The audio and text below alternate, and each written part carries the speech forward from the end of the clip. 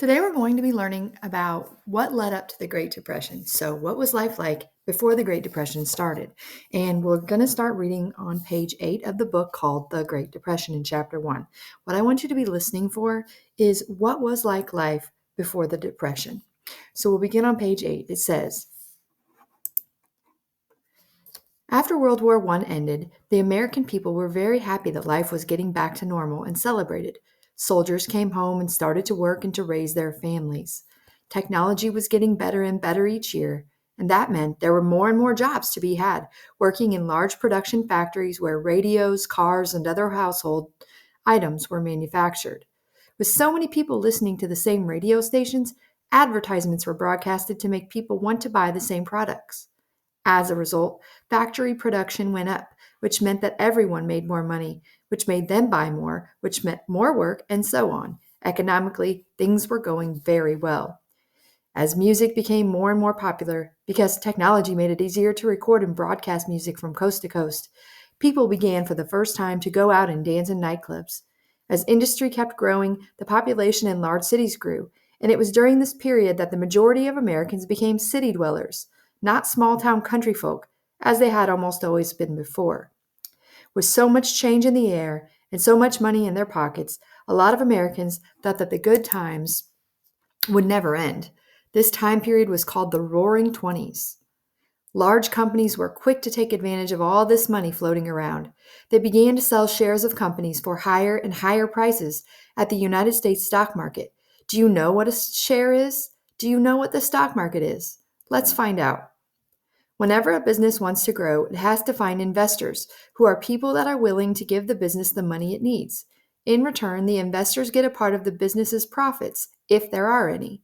Somewhere along the way, someone got the bright idea to divide up a company into shares or stocks, words that refer to a portion of the business. Each share would represent a certain percentage of the profits. Men called brokers would gather in downtown New York City and sell those shares to interested investors. If the company did well and made lots of profits, the shares would become worth lots of money because they would pay the investor lots of money each year. The portion of the interest paid to an investor is called the dividend. Eventually, the brokers for these large companies moved their business into a building, and the New York Stock Exchange on Wall Street in Lower Manhattan was born. A lot of people began to look at the New York Stock Exchange, often called the stock market, as a way to make money. However, while some people invested in just one or two companies, others would buy and sell large numbers of stocks each day, depending on the stock's value. Some people even made working on the stock market their entire life. Do you remember what was happening in the national economy during the 1920s? That's right, things were going really, really well for most Americans. Everybody had jobs, companies were growing, and there was plenty of money to be made. Because companies were making such large profits, the prices of their shares were rising and rising. More investors began to put large amounts of money into the stock market. They would buy when the price of the share was low, let it get higher, and then sell the shares for a profit. However, something began to happen in the national economy in the year 1929. It was called a recession. Do you know what a recession is? National and international economies move like the waves of an ocean. They go up and down. There are a lot of factors that make economies go up and down, including politics, supply and demand, and even the attitude of the people who are working and living in the country. These little up and down movements are perfectly normal. When there is growth in an economy, it is called an expansion. When that growth stops and things start to slow down, it is called a recession. That's what started to happen in the summer of 1929. Companies began to produce less, wages stopped going up, and there weren't as many new jobs. People decided to start saving some of their money instead of spending. None of this was anything to worry about. After all, like we mentioned earlier, recessions are pretty normal. However, the stock market began behaving very strangely during the recessions of 1929. Do you remember what makes the price of a company's stock go higher or lower?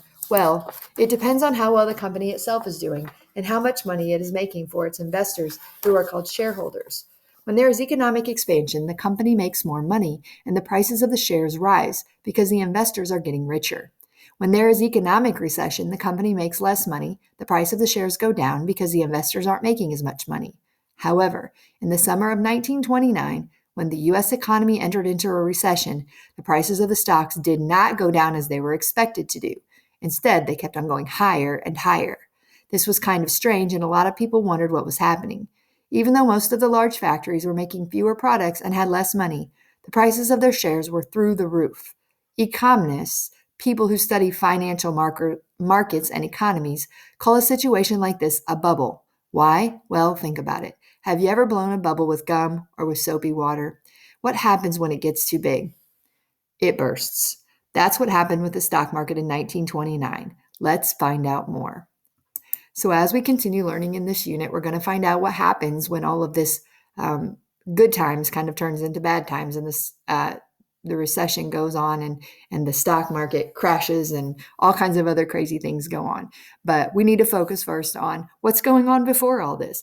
And so, your questions for today start off with what evidence from the text supports that things were going very well economically? And remember, economically has to do with how they make their money. Number 2, where did most people live after World War I ended? Number 3, what is the time period called when there was a lot of change going on and Americans had lots of money? Number 4, you're going to fill in the missing cause and effect. Go back in the reading if you need to find the answer. Number 5, what usually is the effect of an economic recession? What usually is the effect? So we're not what happened this time, but what usually is the effect. And number 6, what was the unusual effect of the recession of 1929? So when you finish reading, you're going to answer those questions. Please go back in the reading to get help if you need it. Let me know if you're having any problems.